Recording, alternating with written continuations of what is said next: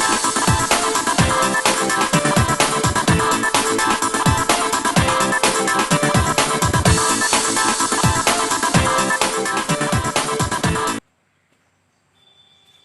Friends, आज हम बात करेंगे पैरेलल प्लेट कैपेसिटर अर्थात समांतर प्लेट संधारित्र के बारे में।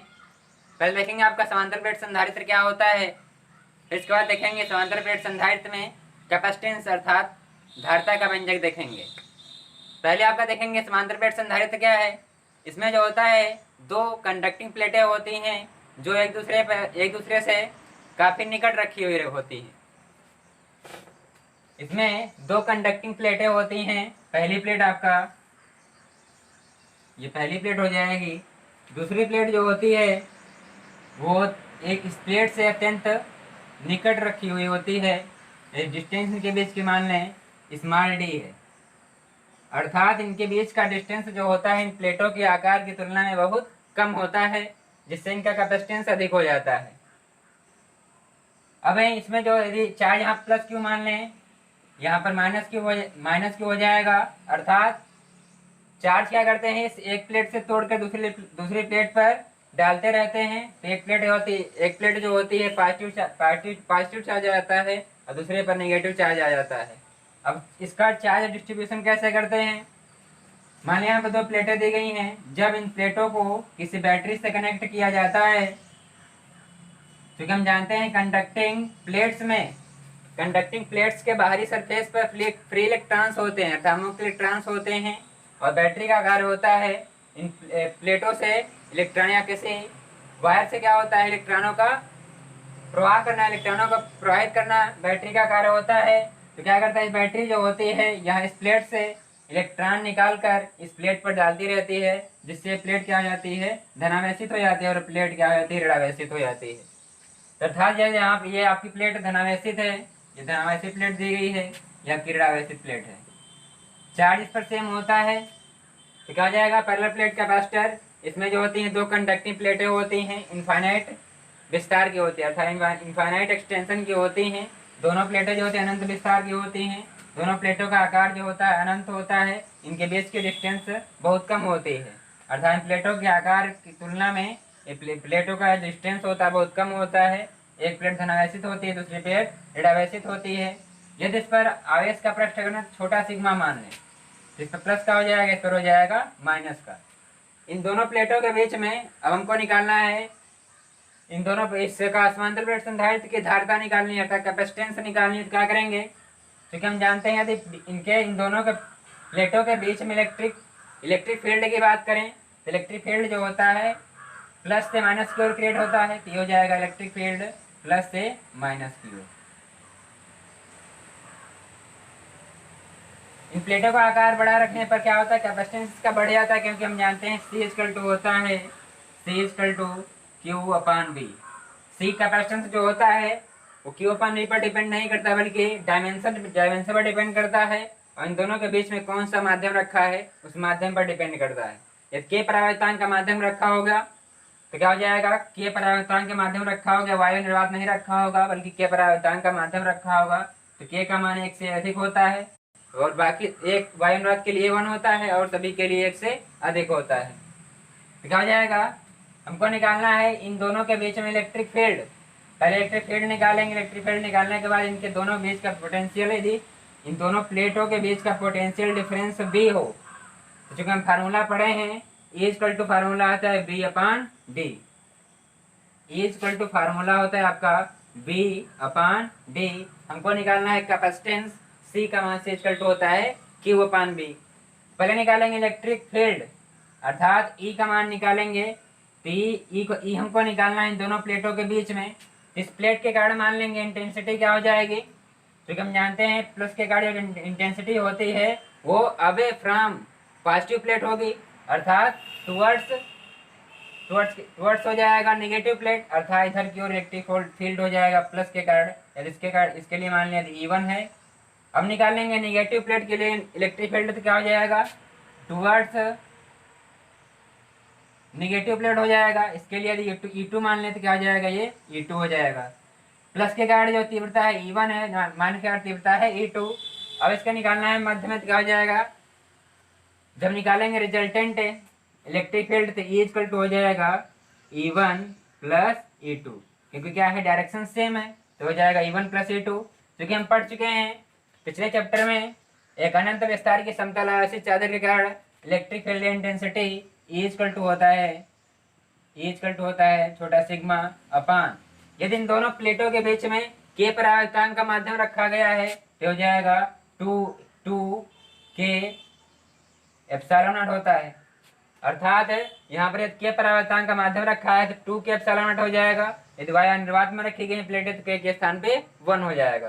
तीसरा तो फार्मूला होता था सिग्मा अपान 2 के एप्सिलॉन नॉट, तो 1 के स्थान पे हो जाएगा प्लस के कारण निकाला जाता है, प्लस के कारण हो जाएगा सिग्मा अपान 2 के एप्सिलॉन नॉट, प्लस हो जाएगा यहाँ पे E2 का हो जाएगा छोटा सिग्मा अपान 2 के एप्सिलॉन नॉट। जहां आपका छोटा सिग्मा क्या है चार्ज डेंसिटी अर्थात आवेश का पृष्ठ घनत्व है, और के क्या है आपका कि डाइलेक्ट्रिक कांस्टेंट है, एप्सिलॉन नॉट क्या है वह अनुनाद की विद्युतशीलता है। के आपका होता है आपका परावर्तांक है, जो आपका परावर्तित माध्यम रखा गया उसका परावर्तितांक है। इसको हल करेंगे तो क्या हो जाएगा 2 छोटा सिग्मा अपान 2 के एप्सिलॉन नॉट, 2 से 2 कैंसिल हो जाएगा इक्वल टू हो जाएगा छोटा सिग्मा अपान के एप्सिलॉन नॉट।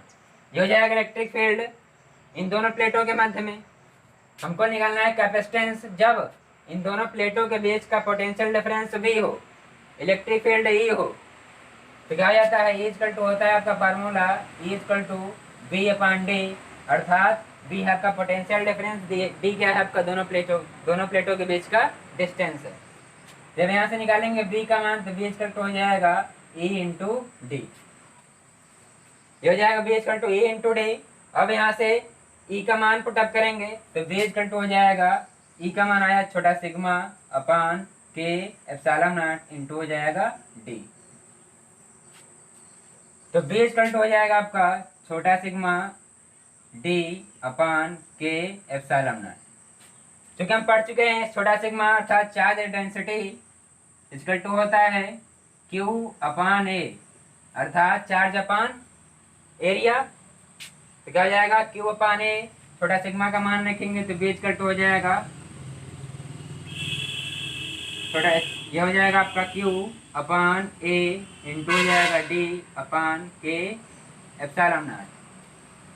हल करेंगे तो B इक्वल टू हो जाएगा आपका Q into D upon A के एप्सिलॉन नॉट। अब Q इक्वल टू होता है CV या C इक्वल टू हो जाएगा Q अपान B, तो C इक्वल टू हो जाएगा Q, B का मान पुटअप करेंगे यहाँ से तो हो जाएगा Q into D upon A के एप्सिलॉन नॉट, तो C इक्वल टू हो जाएगा Q A के एप्सिलॉन नॉट अपान Q इंटू, Q से Q कैंसिल हो जाएगा तो C इक्वल टू हो जाएगा A के एप्सिलॉन नॉट अपान D हो जाएगा। ये हो जाएगा कैपेसिटेंस जब दोनों प्लेटों के मध्य में के डाइलेक्ट्रिक रखा हो अर्थात के परावर्तांक का परावर्तित माध्यम रखा हो तो हो जाएगा C इक्वल टू A के एप्सिलॉन नॉट अपान D, अर्थात यहाँ पे कैपेसिटेंस जो है ये आपका एरिया अर्थात इन प्लेटों के डायमेंशन में डिपेंड कर रहा है, एरिया पर डिपेंड कर रहा है। के क्या है आपका ये आपका इन दोनों के बीच में जो आपका डाइलेक्ट्रिक रखा है जो परावैद्युत रखा है उस पर डिपेंड कर रहा है। एप्सिलॉन नॉट क्या है वह अनुनाद की विद्युतशीलता है, इस पर डिपेंड कर रहा है। डी आपका जो है इन दोनों प्लेटों के बीच का डिस्टेंस है। यदि इन दोनों प्लेटों के बीच में परावर्तांक का माध्यम न रखा गया बल्कि वायु निर्वात हो तो के स्थान पर हो जाएगा 1, के इक्वल टू हो जाएगा 1, तो C इक्वल टू फार्मूला हो जाएगा A epsilon naught upon D। इसको यदि फर्स्ट मान लें इसको सेकंड मान लें, समीकरण फर्स्ट को सेकंड से भाग करेंगे। यदि जब इन दोनों प्लेटों के बीच में वायु निर्वात हो तो यदि इनकी कैपेसिटेंस को मान लें यहाँ पर C नॉट, तो यह C नॉट इक्वल टू हो जाएगा A epsilon naught upon D। समीकरण फर्स्ट को सेकंड से भाग करेंगे तो हो जाएगा C upon C naught equal to हो जाएगा A के epsilon naught upon D upon हो जाएगा A epsilon naught upon D, D से D कैंसिल हो जाएगा, A से A cancel, epsilon naught cancel हो जाएगा। तो हो जाएगा C/C0 इक्वल टू हो जाएगा K के। तो C का मान निकालेंगे, C इक्वल टू हो जाएगा K इंटू C0 हो जाएगा। अर्थात यदि दोनों प्लेटें दी गई थी, दोनों प्लेटों के बीच में यदि K डाइलेक्ट्रिक कांस्टेंट रखा हो, K परावर्तता का पराधीन माध्यम रखा गया हो, तो CF का कैपेसिटेंस जो है, कैपेसिटेंस K गुना बढ़ जाएगा। और यहाँ पे K की परिभाषा क्या हो जाएगी? K आपका डाइलेक्ट्रिक होता है, डाइलेक्ट्रिक कांस्टेंट होता है अर्थात परावर्तनांक होता है, डाइलेक्ट्रिक कांस्टेंट परावर्तनांक होता है। C/C0, C क्या है आपका? C है आपका जब इन दोनों प्लेटों के बीच में वायु के स्थान पर K परावर्तनांक का माध्यम रखा गया हो, जब इनके बीच, इन दोनों के बीच में वायु निर्वात हो, तो क्या हो जाएगा? C0। अर्थात इससे क्या हो जाएगा? किसी माध्यम का परावर्तनांक जो होता है उस माध्यम में धारिता तथा वायु निर्वात में धारिता के अनुपात के बराबर होता है। और जब इन दोनों प्लेटों के बीच में वायु रखा गया हो तो K के स्थान पर क्या हो जाएगा? 1 हो जाएगा। तो आपका कैपेसिटेंस क्या हो जाएगा? C/C0 के हो जाएगा।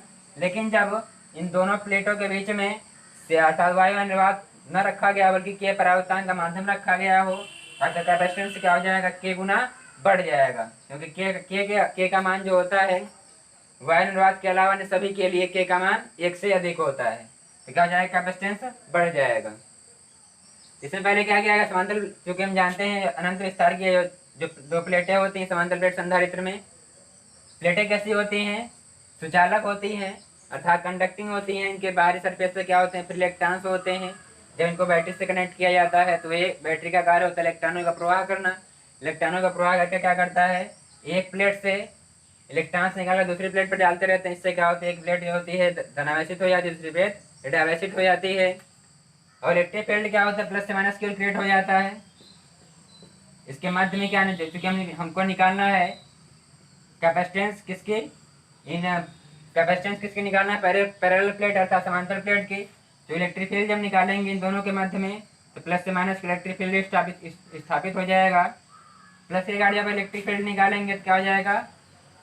इस ऋणावेशित प्लेट की ओर होगा। और इसके गाड़ी जब निकालेंगे तो क्या हो जाएगा? इसी प्लेट की ओर होगा। जब नेट इलेक्ट्रिक फील्ड निकालेंगे तो इक्वल टू हो जाएगा E1 प्लस E2। जब नेट इलेक्ट्रिक फील्ड निकालेंगे तो हो जाएगा σ/K/0। ये आएगा आपका जब, चूंकि हम जानते हैं जब दोनों प्लेटों के बीच क्या पोटेंशियल डिफरेंस B हो, डिस्टेंस क्या हो दोनों प्लेटों के बीच में D हो, तो B इक्वल टू हो जाएगा E इंटू डी। V का यहाँ से रखेंगे E का मान रखेंगे σ/K/0 हो जाएगा। वहां से निकालेंगे C का मान। जब C और C0 को भाग करेंगे तो हो जाएगा C equal to K into C0। अर्थात जब इन दोनों प्लेटों के बीच में K परावर्तनांक का माध्यम रखा हो गया तो क्या हो जाएगा? कैपेसिटेंस K गुना बढ़ जाएगा। तो आज के वीडियो में इतना अध्ययन करेंगे क्या होगा। Thanks for watching this video. Please video अच्छा लगे तो लाइक शेयर कमेंट करें।